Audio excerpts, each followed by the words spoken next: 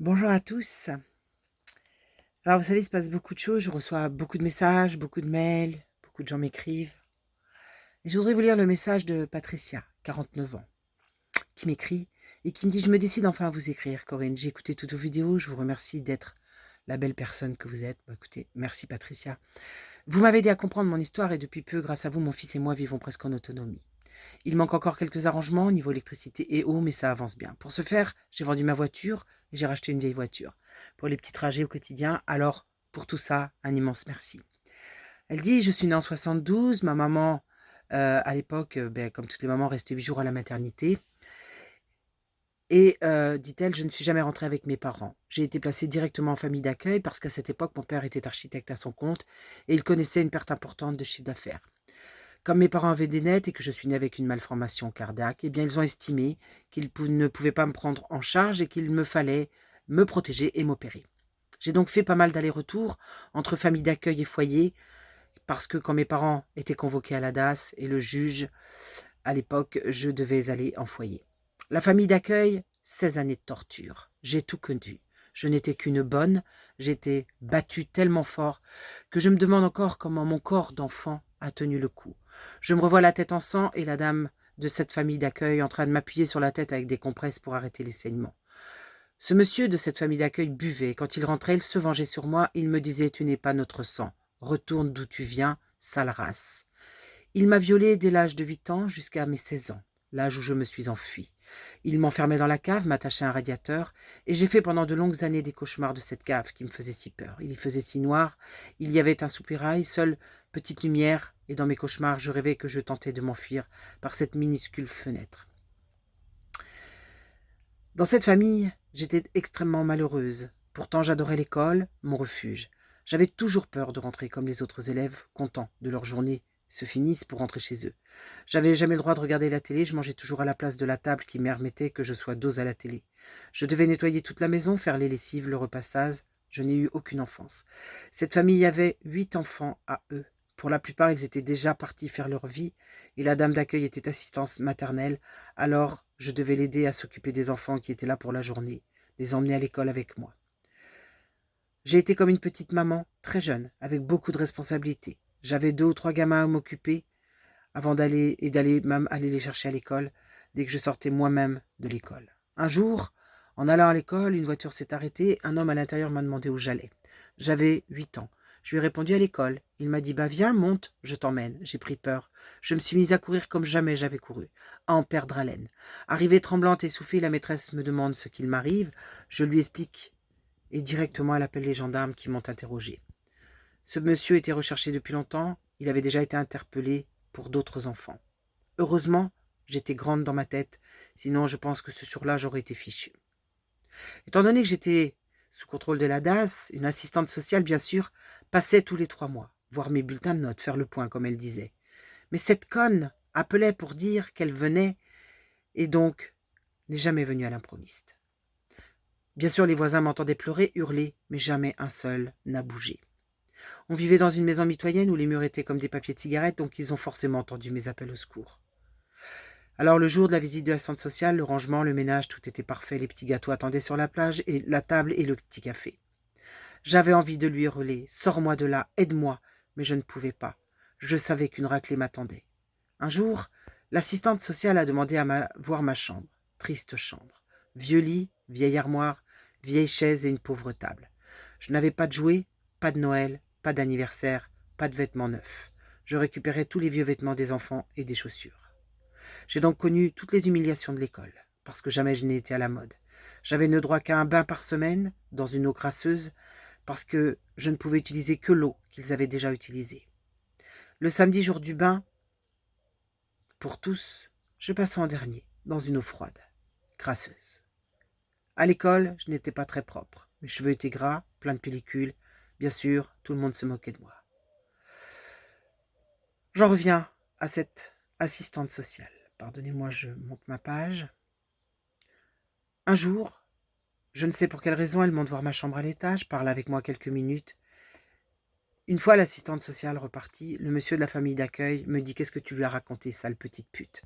Et là, il m'attrape et me bat jusqu'à épuisement. Alors que je n'avais rien dit, bien sûr.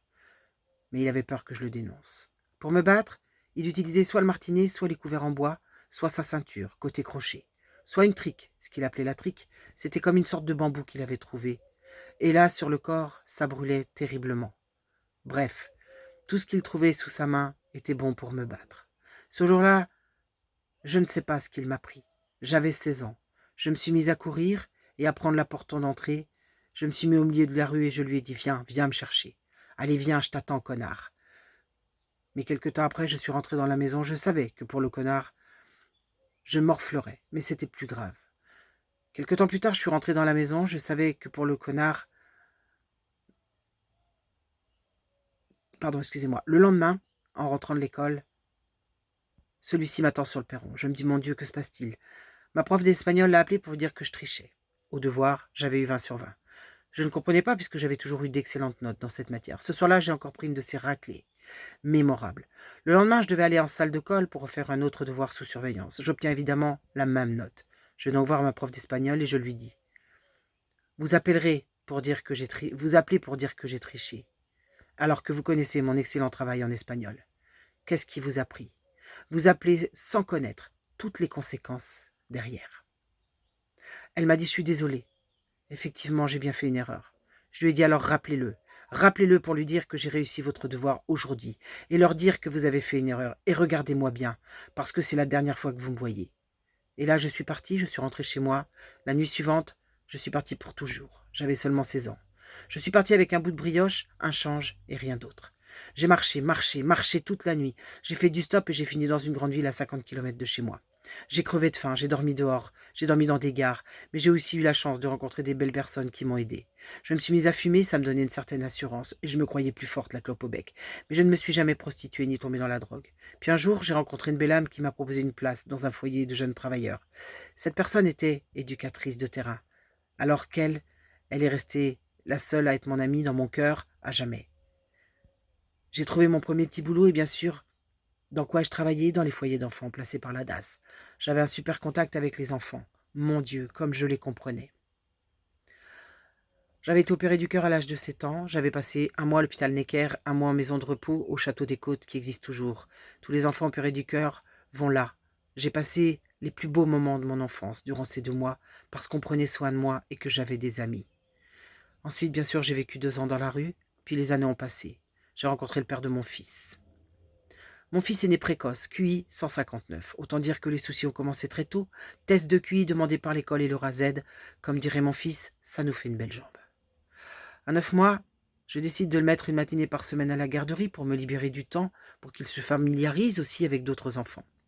Pensant bien faire. Au bout de quelques jours, on me rappelle et on me dit « Ce n'est plus possible. Votre gamin ne tient pas en place. Il est trop actif. » Il n'obéit pas.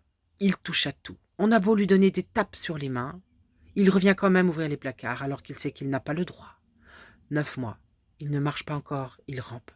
Je lui dis « Mais c'est normal, il est curieux. C'est rien de grave. » « Non, non, je ne veux plus de cet hyperactif. » Ok. Puis 3 ans arrivent, l'enfer commence à l'école.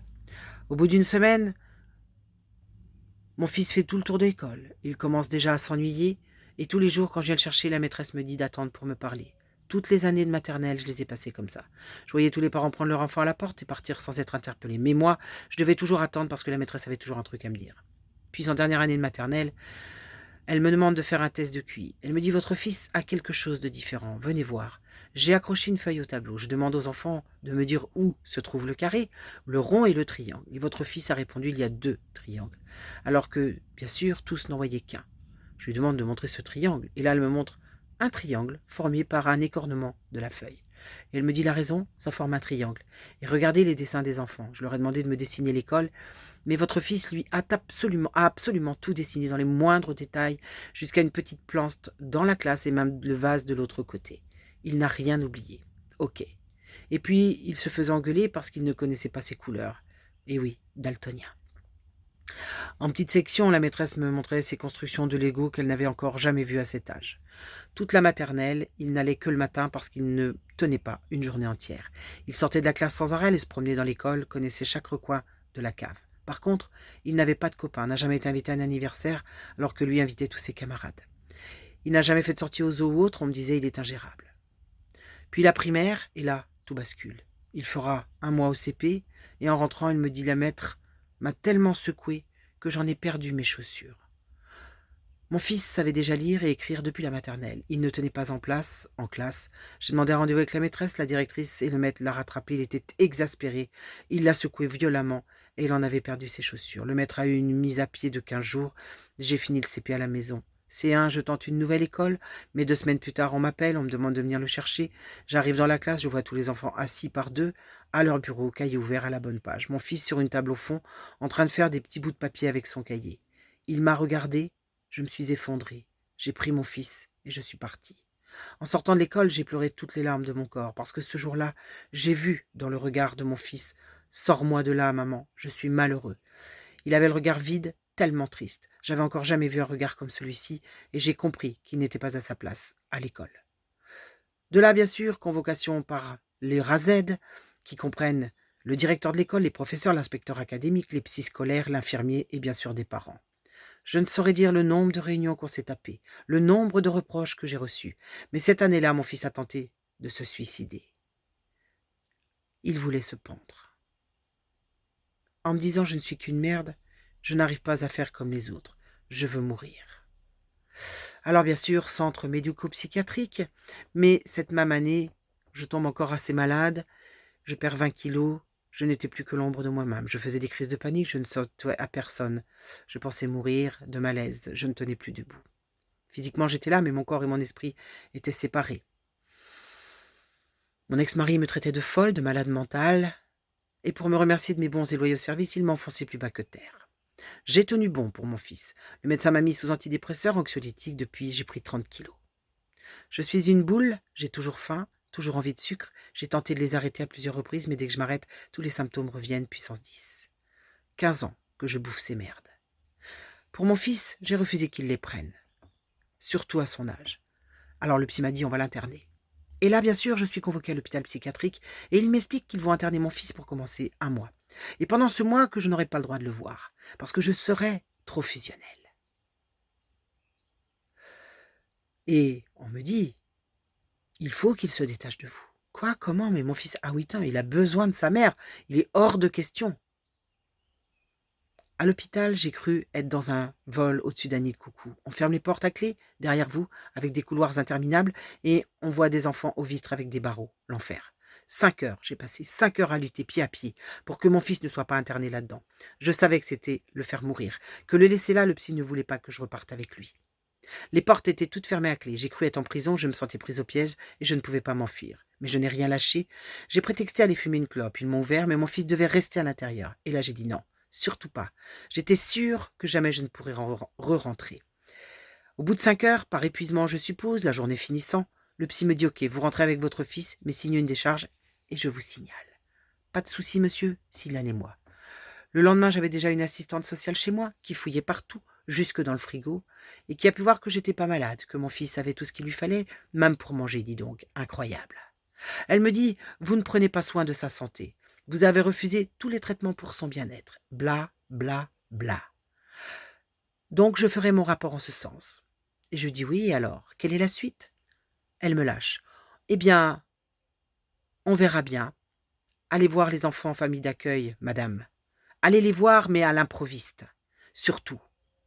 Parce que la suite, je la connais. Et vous allez continuer comme ça à m'emmerder longtemps». Alors avec l'aide d'amis, j'ai trouvé un logement très rapidement dans une autre région. Je suis partie. Et je remercie tous ces amis qui, eux, savaient que j'étais une bonne mère et qui m'ont aidé à faire mon déménagement. Depuis, je vis seule avec mon fils dans la belle région où nous sommes. Enzo, mon fils d'aujourd'hui, 21 ans. Il a repris le chemin de l'école en quatrième, l'âge quand il m'a dit: «Je suis prêt à me tenir enfin tranquille à l'école. J'ai besoin de voir du monde et de me faire des amis». Dans l'ensemble, tout s'est bien passé, mais les rapports aux autres restent pour lui compliqués. Aujourd'hui, il a 3 potes et ça va. Il a eu son bac avec 2 ans de retard. Mais on s'en fout quand on écoute les vidéos d'Exister en liberté et de monsieur Rock Soccer ainsi que monsieur Jean Drock. On se dit vraiment à quoi bon. J'étais une très bonne élève, mais très jeune. J'ai toujours senti ce qui n'allait pas. Et dans cette famille d'accueil où chacun interdit de livres, on ne pouvait même pas poser de questions sur l'existentiel, sans se faire envoyer ou moquer. Donc, difficile. Enzo n'est jamais rentré dans le moule. À 21 ans, il subit encore pas mal de brimades, de railleries, on lui dit qu'il vient d'une autre planète. Mais comme il est adulte maintenant, il tient bon. On nous a déjà demandé si on était heureux. Tous les deux, nous avons répondu « pas dans ce monde tel qu'il est ». Nous sommes encore passés, bien sûr, pour des huluberlus. Voilà donc 11 ans qu'on vit tous les deux, 11 ans à se reconstruire, c'est long. Je ne dirai pas comme vous, chère Corinne, que je suis guérie, parce que je ne le pense pas. Je dirais que je vais mieux, mais j'ai toujours ces fichus médicaments. Aujourd'hui, 49 ans, je ne fais plus de cauchemars depuis 2 ans, et la route est longue vers la guérison. Mais vos témoignages me donnent beaucoup d'espoir, et grâce à vous, j'ai eu les réponses à toutes les questions que je pouvais me poser en tant que rebelle et fière de l'être. Et elle finit sa lettre en me disant « Merci Corinne, je vous aime tel que vous êtes. Restez, surtout ne changez rien. Je vous souhaite à vous, votre famille, votre mari de belles et longues années de bonheur. » Ah, bien nous aussi. On vous souhaite tout le bonheur du monde. J'ai eu un autre témoignage édifiant. C'est une maman qui s'appelle Olivia, qui me dit « J'ai une petite fille qui a des troubles type déficitaire de l'attention avec hyperactivité et 10+. Alors quand elle dit 10++, elle dit dyslexie. Nous avons eu droit au test génétique.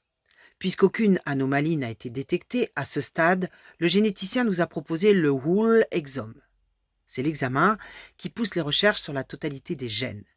Nous l'avons refusé, mon mari et moi. Et lorsque j'ai eu ce généticien au téléphone pour les résultats, il m'a expliqué, mais vous savez, de toute façon, ce test sera dorénavant systématique dans un futur proche pour tous les enfants comme votre fille. Parce que la recherche fait des progrès spectaculaires et qu'il sera possible prochainement de modifier le gène anormal grâce au CRISPR. Alors là, c'est moi qui me suis crispée, dit cette maman. Hors de question que l'on touche à l'ADN de ma fille. Ces difficultés ne font pas d'elle une anomalie. Et tout ceci m'a permis de mettre en évidence cette hypocrisie monstrueuse. D'un côté, on te parle d'inclusion, de tolérance, et de l'autre, de modification génétique. Cela ne m'évoque qu'une seule chose, eugénisme. Je voulais vous lire ces 2 témoignages qui sont édifiants. Reprendre son pouvoir, c'est sortir vos enfants des médecins, des mains des médecins, des généticiens, des rasettes, des psychoscolaires. Parce que, vous savez, des centaines de milliers d'enfants ont des différences, des dyslexies, dyscalculie, dysphasie et plein d'autres différences. Mais c'est un handicap réellement. On a des dyslexiques très célèbres comme Einstein, Thomas Edison, Faraday, Newton, Darwin, Galilée, Bruce Jenner, Mohamed Ali, Carl Lewis, Greg Louganet, Magic Johnson. Tellement de gens qui ont été des dyslexiques. Alors, fallait-il modifier tous ces gens et leurs gènes, paraît-il anormal, pour ensuite enfin modifier l'histoire, le monde?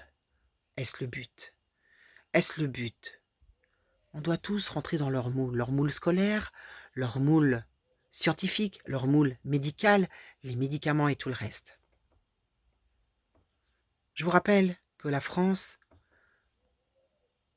a un plan qui s'appelle France Médecine Génomique, PFMG 2025, que nous sommes entrés de plein pied dans la modification génétique des humains par tous les moyens possibles, sous une seule bannière inventée de toutes pièces, le COVID, qui permet ainsi toutes les démesures, les mensonges, les folies humaines, créées par une seule et unique chose, la peur.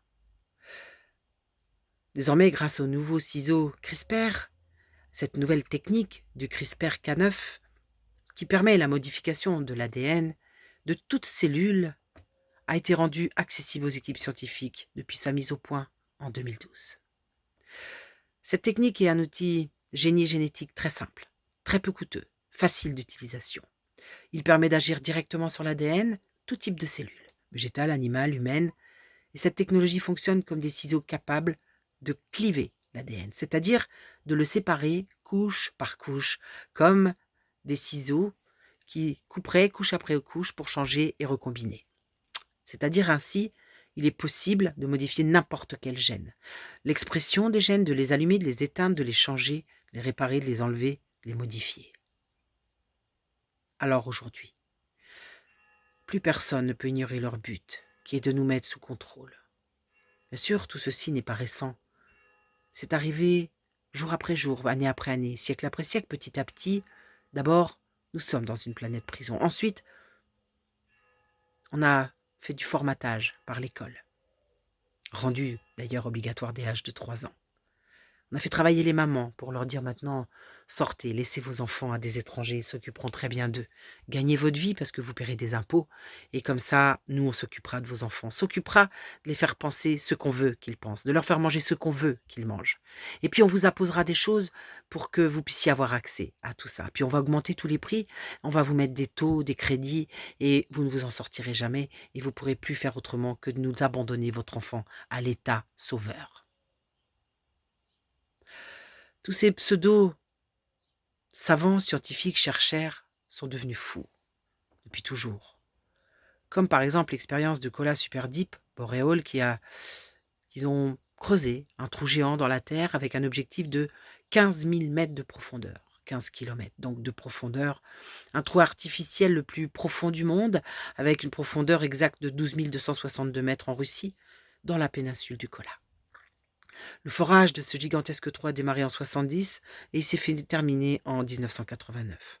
L'objectif était d'accéder au MOO, c'est-à-dire à la limite de la croûte terrestre, pour mieux comprendre sa composition et les mécanismes. Et ils ont arrêté le projet parce que, évidemment, ils ont rencontré des grandes difficultés et puis les températures avoisinaient les 180 degrés. Alors, ils ont craint des catastrophes sismiques à travers le monde. Tous des fous. On peut parler de l'essai atomique Trinity du 16 juillet au Nouveau-Mexique, projet Manhattan, lancé par les États-Unis de la Deuxième Guerre mondiale, qui avait pour but d'étudier le souffle de l'explosion. Oui, intéressant. Et puis, la secousse terrestre, les radiations, ainsi comme ça procéder aux enregistrements qui en résulteraient. Mais bon, selon Enrico Fermi, cette explosion de l'atmosphère aurait pu détruire le Nouveau-Mexique, ou même la planète. Et puis on a Large Hadron Collider, l'accélérateur de particules qui a été inauguré en 2008 dans un tunnel circulaire de 26 km de circonférence à la frontière franco-suisse. Oui, messieurs, dames, ce qui permet d'accélérer les protons pour produire des collisions afin de simuler des microscopiques trous noirs qui se sont formés lors du Big Bang, paraît-il, sur notre planète, parce que certains pensent que ces trous noirs peuvent grandir et détruire la Terre. Une découverte de Stephen Hawking, que d'expériences défiant toutes les lois de la vie pour ensuite nous faire croire à leur science. Je me demande s'il ne serait quand même pas temps de se réveiller sur tous les mensonges planétaires, allant de la gravité à la Lune, de la santé au vaccin, des produits laitiers à la destruction de notre santé. Et j'en passe. Je raccourcis. Alors maintenant, posez-vous la question. Pourquoi est-ce qu'ils veulent transgéniser les humains? J'invente ce mot. Modifier tout le vivant depuis toujours. Pourquoi tant de guerres, de génocides, jusqu'à aujourd'hui plus que jamais? Parce que cette planète, c'est celle des âmes, c'est celle du divin. Non, cette planète n'est pas celle du divin. Cette planète n'est pas celle des âmes, mais bien celle de celui qui nous a fait échoir ici-bas, dans le monde des ténèbres, brillant de sa fausse lumière, celle de l'IA, l'intelligence artificielle qui s'enrichit jour après jour de nos données pour mieux nous asservir et nous gouverner. Bientôt, avec tous ces tests PCR, elle pourra le faire de l'intérieur grâce au fil d'argent qu'on dépose dans votre nez et à toutes ces nanoparticules vivantes. Alors certains me disent non mais c'est pas vivant. Bah si, c'est animé par l'IA. Tu comprends pas? T'as pas compris? Pour qu'ainsi votre âme leur appartienne. Avant, il n'y avait que nos corps, mais demain ce sera votre essence même. Oui, toute la science acquise de Satan est l'IA, l'intelligence artificielle qui a pour but de détruire totalement l'énergie divine, en nous faisant croire que rien d'autre n'existe, que l'énergie négative satanique est la nôtre. La plupart des êtres présents ici-bas ne sont que des portails organiques. Et vous voulez les réveiller? Vous savez, depuis toujours, ils ont menti sur tout. Et ils ont fait croire que nous étions tous des êtres humains. C'est faux. Je pense que sur cette planète, s'il y a 20% d'êtres humains véritables, issus de la source divine, c'est le bout du monde. Mais je peux me tromper évidemment. Pour tous les autres, regardez-les. Regardez-les se soumettre. Regardez-les depuis des éons. Comment ils sont capables de se mettre à quatre pattes, à genoux, de se soumettre à toutes les lois destructrices sans jamais lever le petit doigt. La faim dans le monde, les meurtres de masse, les guerres, les fous de Dieu, la pédophilie, la pédocriminalité, les réseaux pédos. Croyez-vous vraiment que ceci vienne d'une énergie divine, d'une énergie d'amour? Nous sommes et nous avons toujours été en minorité, les vrais humains munis d'une âme. Nous sommes la flamme de nature divine. Et certains de nos sœurs et de nos frères se sont perdus. Et c'est cela que nous cherchons.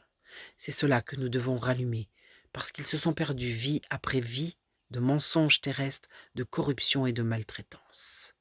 On vous parle du karma, il n'existe pas. Seuls eux ont créé ce karma, cette espèce de roue où nous sommes bloqués dedans. Et oui, toujours l'IA, et qui progresse à des allures vertigineuses. Tous ces gens se sont perdus, vie après vie. Et ce que nous devons chercher, c'est cela. Nous devons chercher absolument, sans relâche, les équipes au sol, parce que seuls ceux-là sont prêts à combattre la bête, dont le chef d'État de l'État maçonnique vous a bien parlé, parce que lui sait ce que vous ignorez. Oui, nous sommes en guerre. Nous sommes dans une guerre de lumière contre l'ombre, qui envahit les âmes et les coupe de leur source. Pourquoi, croyez-vous, que les seuls à se lever depuis toujours sont ceux qui ont le plus souffert? Pourquoi croyez-vous qu'ils s'engagent? Pourquoi croyez-vous qu'ils ont été mis à rude épreuve? Pour les éteindre, pour les anéantir. Et de la même manière, désormais, ils les traquent à travers leurs nouveaux ciseaux CRISPR, afin d'éteindre définitivement leur capacité d'éveil, leur capacité de retour à la source. Pourquoi croyez-vous qu'ils vaquent de 11 vaques, c'est-à-dire 72 valences, des bébés de 2 mois? Pourquoi croyez-vous qu'ils mettent des métaux lourds à l'intérieur? Pourquoi croyez-vous qu'on mange des OGM? Pourquoi croyez-vous qu'ils ont modifié les gènes humains désormais et que tout va s'accélérer? Toute leur stratégie repose sur de la manipulation de masse, de la manipulation génétique qu'ils ont reliée à la physique quantique en vous faisant croire qu'ils vous soigneraient. Tout ceci fonctionne sur la peur, l'ignorance. Tant que la peur vous domine, vous serez soumis. Alors que nous sommes des énergies spirituelles, que nous avons le contrôle sur nos âmes et notre discernement et notre libre arbitre. Mais jusqu'à quand? Aujourd'hui, la bataille, c'est retrouver nos âmes humaines par l'ascension spirituelle, grâce à l'amour des uns et des autres, la médecine naturelle et tout ce qui nous relie à cette source. Et seule l'unité pourra nous sauver. S'unir comme les 5 doigts de la main, comme les 5 continents nous le montrent. Peu importe le nombre, parce que ce qui compte à la fin de la bataille, ce sera les âmes pures, parce qu'elles seules pourront éteindre l'IA. Je voulais juste vous dire un truc aujourd'hui, hier 15 mars 2021, sur France Info, François Molinard, médecin, je le cite, tous les médicaments sont des poisons, mais c'est pas grave si ça sauve des vies. Entendez-vous ça? Pouvez-vous entendre ça? C'est entre nos mains, il n'y a pas de sauveur. Chaque sauveur est en chacun de nous et ne peut dépendre que de tous ensemble. À bientôt mes amis.